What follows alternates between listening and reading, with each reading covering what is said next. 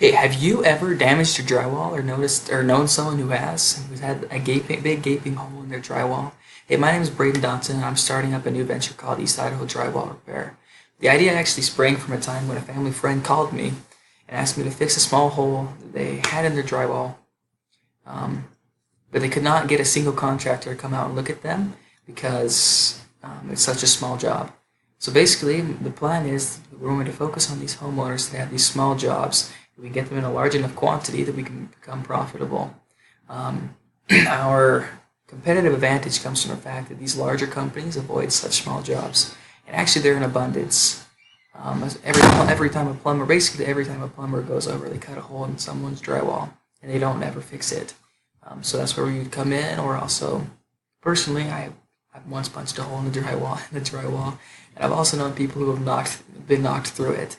So these small jobs are very common.